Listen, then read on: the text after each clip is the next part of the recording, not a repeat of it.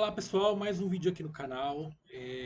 Vamos fazer um exemplinho aqui do Python com Colab aqui, do Colab aqui, para classificar uma imagem de drones em áreas com daninhas e com vegetação normal, né? Então aqui a gente vai ter duas classes de daninhas e uma classe que seria vegetação normal, solo, né, o restante. Então, o objetivo aqui vai ser identificar daninhas em imagens de drones. No último vídeo também fiz um exemplo bem com a mesma ideia aqui, só que utilizando redes neurais artificiais. Aqui a gente vai utilizar redes convolucionais. Vamos estar falando um pouquinho mais para frente lá, quando estiver lá trabalhando na rede, quais são as diferenças, né? Mas temos vídeo aí no canal explicando tudo certinho como funciona esse tipo de rede, né, das redes convolucionais. E também, para quem não viu o último vídeo, vê lá também, tá bem uma metodologia bem interessante. Então, antes de começar, deixa o like, inscreva-se no canal aqui é, e vamos lá. Então, a primeira etapa aqui é a instalação das bibliotecas, né? Vou instalar o GeoPandas e rasteiro para mexer com dados georreferenciados.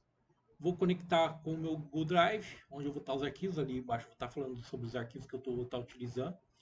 Vou instalar as bibliotecas principais e aqui eu vou listar aqui variáveis com o caminho dos meus arquivos. Então, o que eu tenho aqui de arquivo?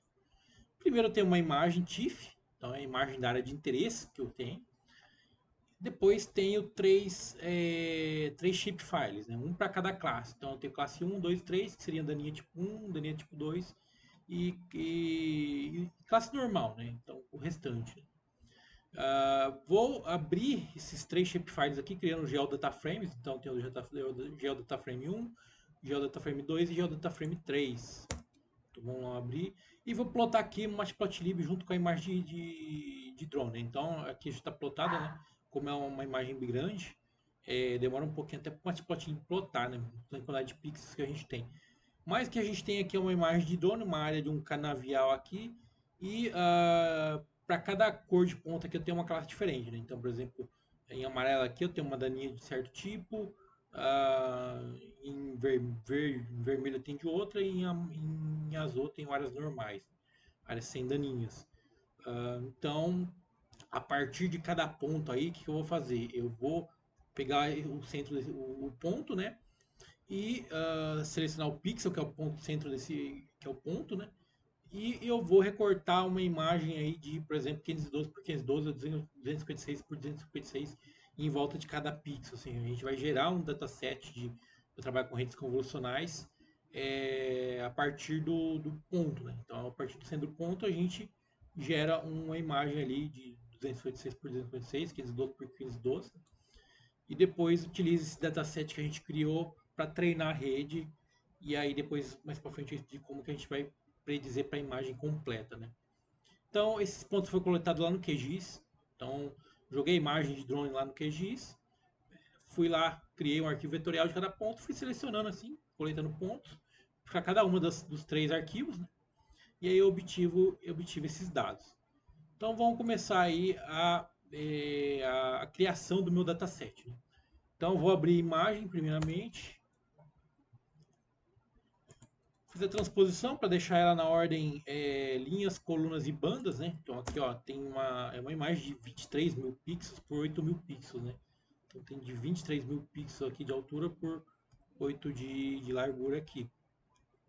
O int 8, né? Transformar a imagem no int 8, né? Para ficar normalizada.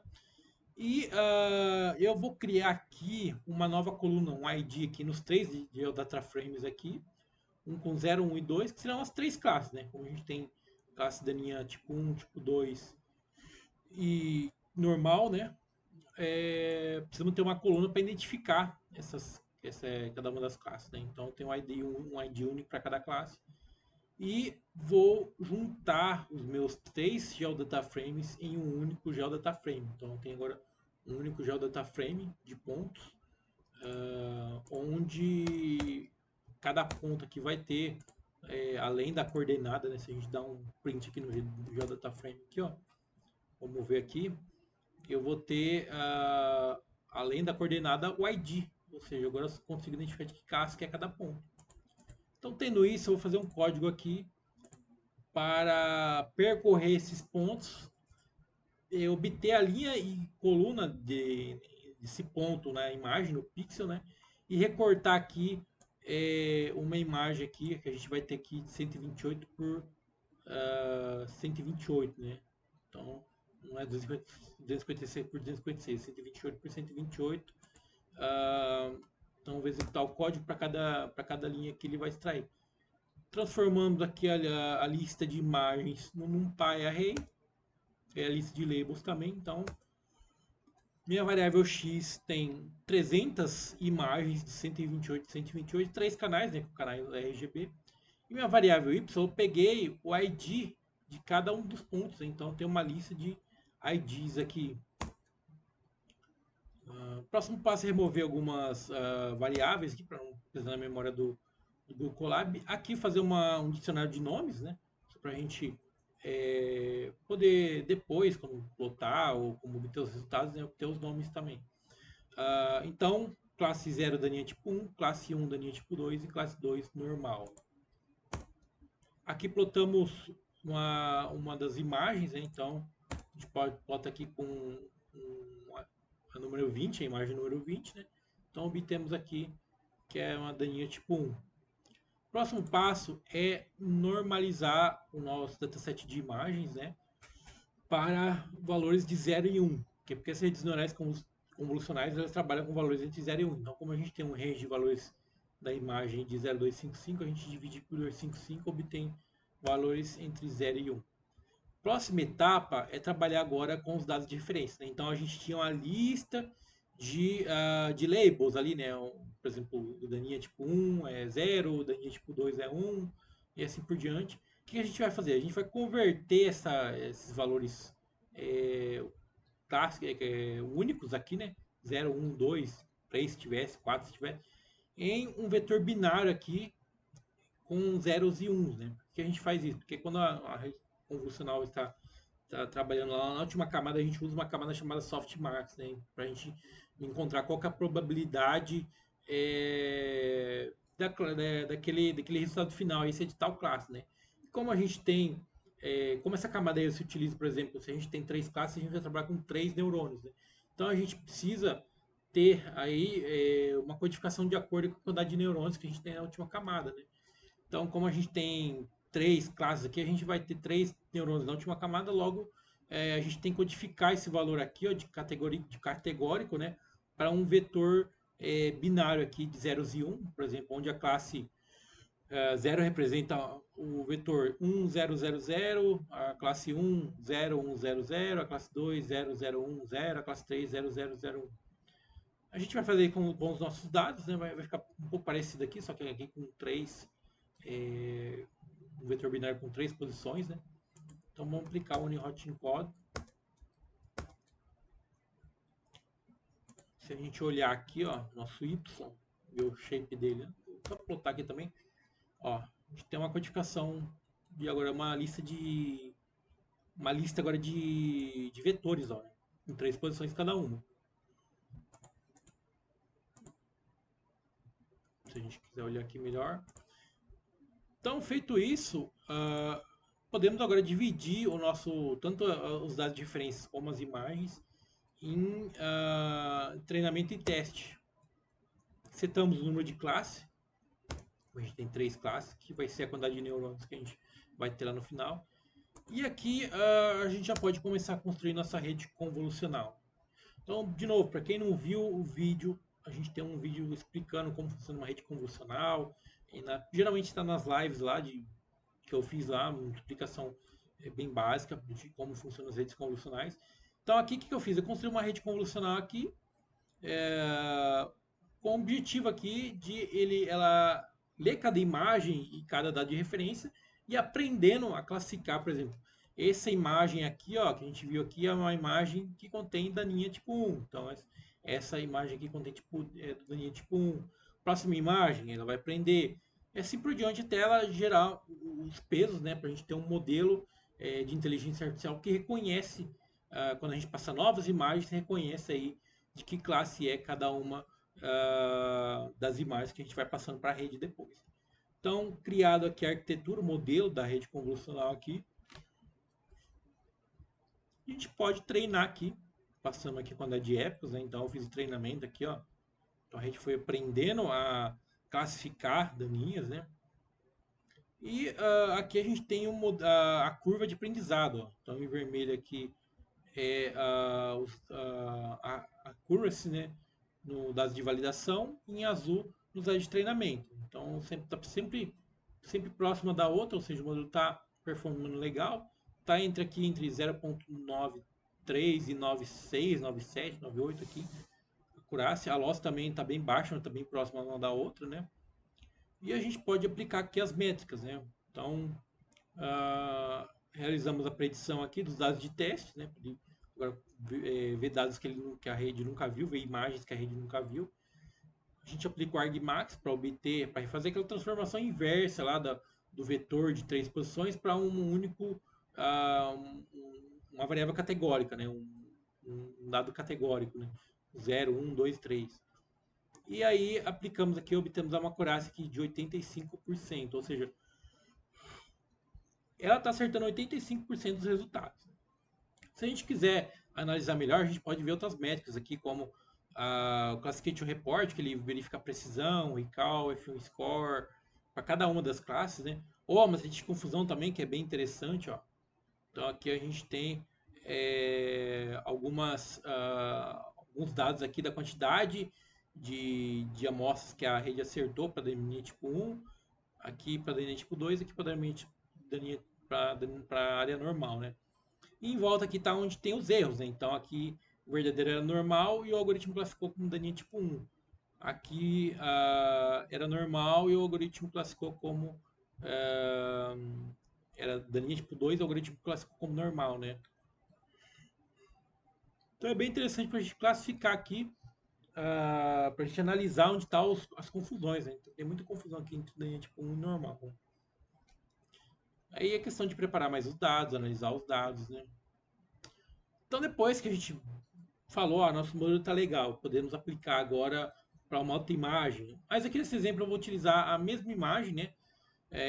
Só que o que eu vou fazer? Eu vou pegar essa minha imagem, aquela imagem mesmo que eu extraí dados de treinamento, não é o mais interessante, a gente deveria testar com outra imagem, né? De uma outra área. E eu vou pegar aquela imagem lá e dividir ela em várias imagens menores de 128 por 128, né? Como aqui eu treino uma rede para trabalhar com 128 por 128, né, o tamanho da imagem, eu vou ter que aqui dividir aquela minha imagem em pequenas janelas de 128 por 128. E aí eu vou salvando cada janela dessa como se fosse uma imagem nova. Então aqui, ó, ele vai criando aqui a quantidade de imagem que eu tenho, ó, que ele vai criando a partir da imagem original, do ortomosaico original, ele vai dividindo em várias imagens menores de 128 por 128. Então, é uma infinidade de imagens menores, ó. Tanto que demora pra caramba aqui. Dependendo da área aqui, demorada mais de 6 mil imagens. Depois, eu vou fazer uma lista dessas imagens aqui e vou abrindo cada uma dessas imagens, fazendo a leitura dela, né, abrindo ela como num PyArray, aplicando o modelo para fazer a predição dessa imagem. E aí eu retorno aqui o bounds dessa imagem, né? Como essa imagem, a imagem que eu dividi lá, ela tem uma área ali, uma área georreferenciada, eu consigo obter as coordenadas do quadrado da imagem, né? Como a imagem é quadrada, eu consigo obter o bounds da imagem ali. E a partir desse bounds eu consigo juntar num GeoDataFrame. Então aqui ele vai fazendo toda a predição, ó, que ele demora pra caramba. E o meu resultado é a área, né, um quadrado, né? Cada uma de uma linha dessa daqui do GeoDataFrame é um quadrado. E a classe que o algoritmo prediziu. Então, por exemplo, aqui ele falou que aqui é a classe 2, classe normal. Aqui é classe 0, daninha. Então, para cada uma das 6.277 áreas, né, que a gente dividiu lá, ele vai me dizer de que classe que é. Depois a gente junta tudo. E aqui, ó, só plotei aqui para mostrar como ficou o resultado, ó. Então a gente pode jogar esse resultado lá no QGIS também, mas aqui eu plotei, ó. Então cada quadradinho desse aqui é uma imagem, né, que a gente recortou original.